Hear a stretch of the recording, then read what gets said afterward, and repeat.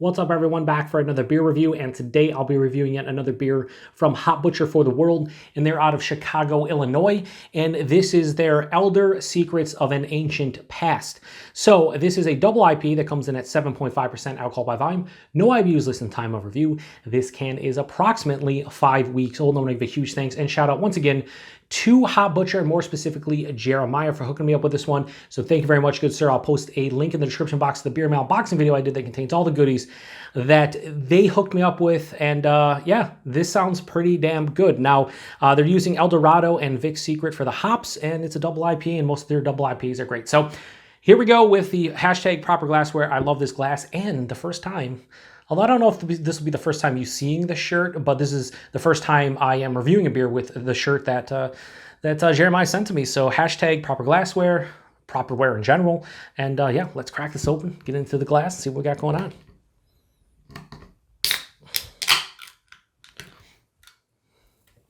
Yeah, it's looking like some Hop Butcher juice.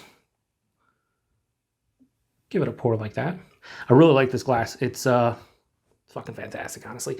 So that pours out this really deep orange color, a murky turbid, about a 2.5 finger of this very lightly tanned colored head, very creamy looking. Yeah, plays the role. I think I'm gonna have to start pouring them a little bit less aggressive because it makes big heads, but whatever, it's fine. Ooh, that's a little bit different. Oh man, so I wasn't expecting that. Now on the back of the can, they usually say what's up with it. Candied orange, grassy pine, and juicy pineapple. I am definitely getting candied orange and the grassy pine. This is giving me West Coast style kind of double IPA vibes. Yeah, huge candied orange. There's like some kind of like bready, and almost, I've said this before, orange marmalade. Shout out to Matt over at Mass Beer Reviews, hates that tasting note, but kind of orange marmalade on like white bread. That's kind of what I'm getting in the nose here. Yeah, orange marmalade on white bread. And then there's a little bit of, like they say, what did they say? Juicy pineapple? Yeah, maybe a little bit of a juicy stone fruit. I'm not necessarily saying pineapple. I'm saying more like mango, papaya. Yeah, that pine's there for sure. There's also like an earthy, almost floral aspect to this one. Almost more herbaceous than anything. Yeah, listen, it's been a while since I've brought out the orange marmalade on white bread kind of characteristic, but that's what I'm getting in this. It's pretty unique. Just because I don't get it that often. Yeah, it smells pretty good. Let's get into it. Cheers to everybody. Thanks again, Jeremiah.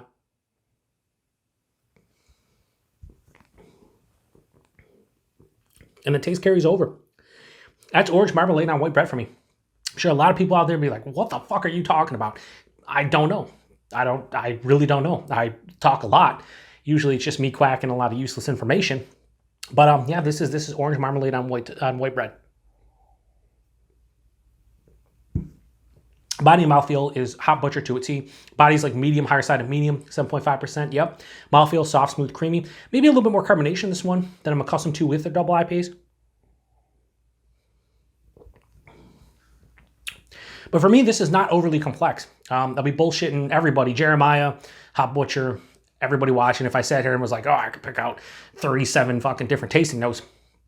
Right up front, I'm hit with orange marmalade. It's a sweet, almost like jammy kind of orange, but then there's the zest and the pith, and then that's carrying over top of like a bready, like white bread kind of malt base.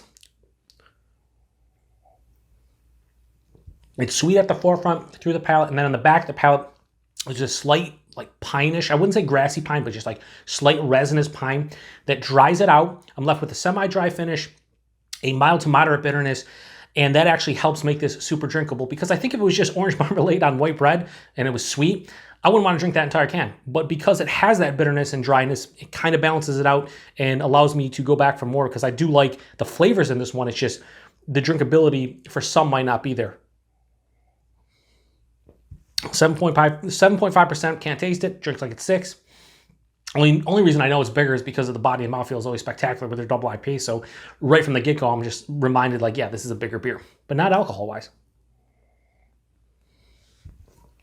Yeah, it's a good beer. It's not my favorite from Hop Butcher. I'd be lying if I said it was.